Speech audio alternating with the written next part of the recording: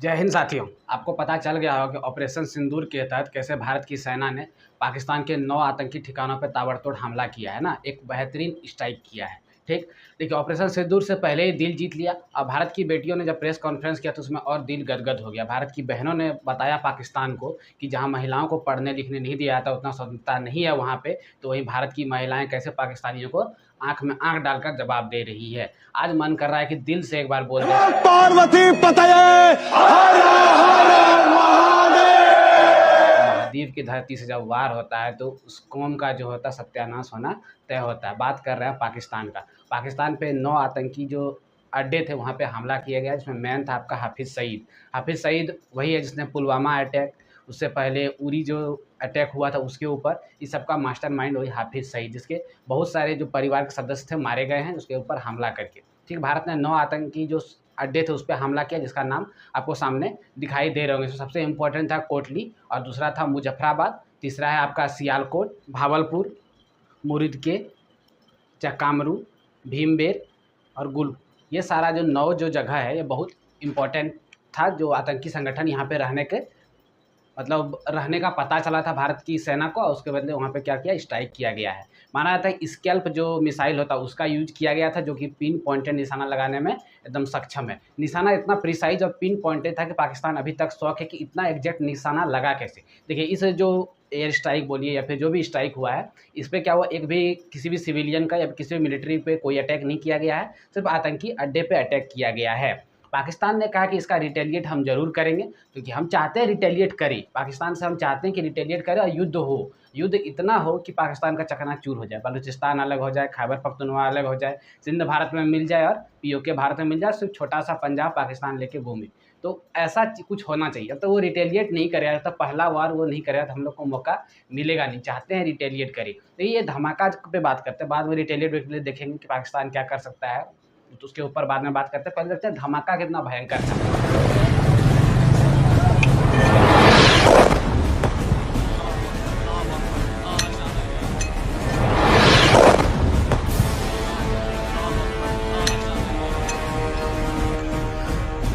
ये नुकसान, ये 9 नंबर।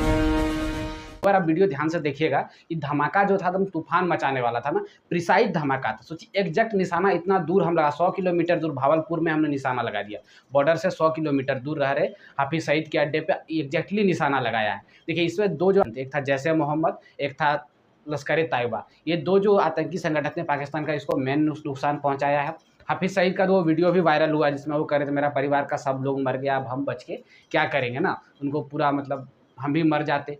तो सोचिए जब जिस दिन आप पहलगाम में अटैक किए, 26 बेगुनाह को मार दिए, वो भी धर्म पूछ के, तो आज तो आपका उल्टा होना ही है। कर्म का सज़ा आपको इसी जन्म में मिलने वाला है, अगला जन्म का वेट आप भगवान नहीं करते हैं, पर तुरंत सज़ा देते हैं। ठीक है, पहले क्या होता था, जन्म में कर्म खराब कीजिए अगला बार आपको सज़ा मिलेगा, लेकिन अब वैसा नहीं होता, अब तुरंत मिलता है, क्विक एक्शन होता है। तो पाकिस्तान में डर का माहौल पूरी बना हुआ है। वहाँ पे लोग एकदम बहुत तरह से परेशान है। ठीक है, ऐसा ये हो चुका पाकिस्तान में, कहीं वहाँ सिविल वॉर स्टार्ट नहीं हो जाए, क्योंकि जब आसिफ मुनीर रिटेलिएट नहीं करता है तो वहाँ की जनता उनको दौड़ा के मारना चालू कर देगी। यदि वो रिटेलिएट करता है तो भारत की सेना उसको दौड़ा के मार देगी। कंडीशन जो उनके लिए पूरा फंसा हुआ है, क्योंकि जब आर्मी के पास जब सरकार चल जाता है तो वो ऐसे उल्टे पुल्टे काम वहाँ पे होने वाले हैं। आपने पहलगाम अटैक कराया, बदले में भारत ने स्ट्राइक किया, और वहाँ पे आपके करीब 90 जो आतंकी थे उनका सुपड़ा साफ हो गया है। ठीक, इन 90 आतंकी का सुपड़ा साफ करने में भारत को मात्र 25 मिनट लगे, 24 मिसाइल दागे गए और पाकिस्तान का मतलब डर में उसको धकेल दिया। ठीक, पाकिस्तान आपको पहले पता है कि 7 तारीख को भारत ने हल्ला कर दिया कि मॉक ड्रिल होगा। मॉक ड्रिल पाकिस्तान सोचा हाँ बढ़िया है, मॉक ड्रिल होगा, अभी कोई टेंशन ही नहीं है, मॉक ड्रिल होगा, एक्सरसाइज कर रहा है भारत।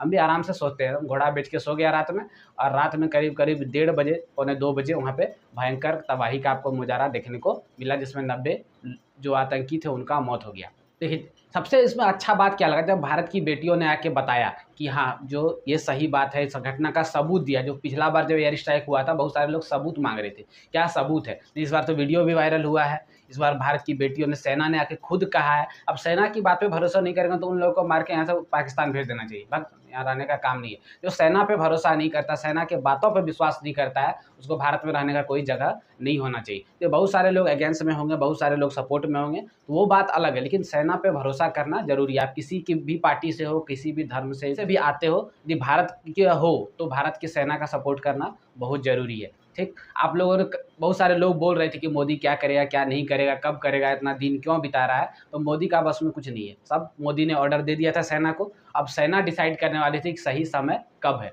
वो डिसाइड हुआ 6 तारीख का जो रात था, वो रात सही समय डिसाइड किया गया और पिन पॉइंट एकदम प्रिसाइज निशाना लगा के ध्वस्त कर दिया गया आतंकी अड्डों को।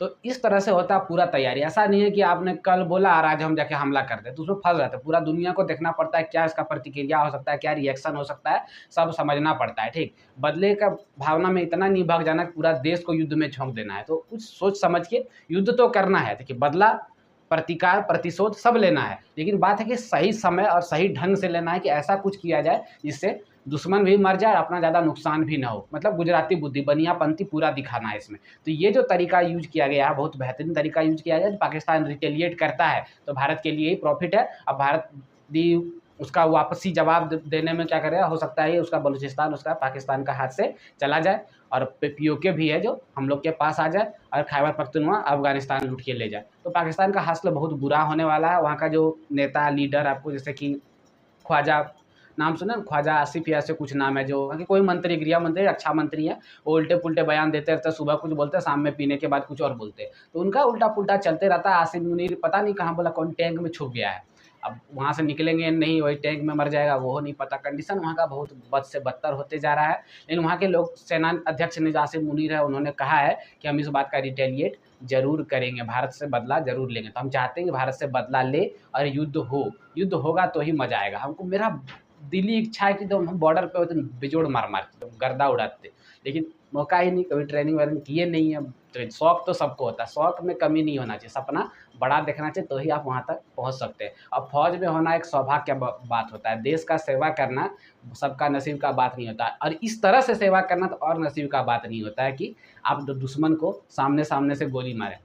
तो ऐसा सब किस्मत वालों को ही मिलता है, जो बॉर्डर पे शहीद हो जाते हैं। उनके लिए तो सोचिए, वो मतलब स्वर्ग के समान है। वो कहते हैं ना कि कफन, तिरंगे से खूबसूरत कोई अच्छा कफन नहीं होता। तो तिरंगे में लिपट कर जब आप घर आते हैं, जब आपको 21 तोपों का सलामी मिलता है, तो उससे बड़ा सौभाग्य का बात इस संसार में कुछ नहीं है। देश के लिए शहीद होना ही इस संसार में सबसे बड़ा बात होता है। ठीक है, आप लोगों को करना क्या है, सरकार का बात को फॉलो करना है। मॉक ड्रिल जैसे कल हुआ, तो आप लोग जहाँ जहाँ पे जो जो बातें सरकार ने कही थी मॉक ड्रिल को फॉलो करने का, वो सारा किए होंगे। फेक न्यूज़ को कम फैलाएं, ना उसको सुनने का काम करें, ना उसको बढ़ावा देने का काम करें। बहुत सारे लोग फेक न्यूज़ फैलाएंगे तो उसके ऊपर ज़्यादा ध्यान नहीं देना। जैसे कहा गया कि 5 फाइटर जेट जो भारत के पाकिस्तान ने मार गिराए, ये सारा अफवाह है, इसके ऊपर बिल्कुल भी ध्यान नहीं देना। ये सारा फेक न्यूज़ फैलाने का काम होगा। एक एजेंडा, एक ग्रुप, आपको पता है, इस तरह का प्रोपेगेंडा चलाने का देश में काम करते थे। इस सबके ऊपर आपको फोकस नहीं करना। जो भारतीय सेना, जो ऑफिशियल सोर्स से आपको खबर मिलता है, उसी के ऊपर डिटेल में आपको बात करना, उसी के ऊपर एनालिसिस कीजिए, उसी के ऊपर बात कीजिए और खुश रहिए।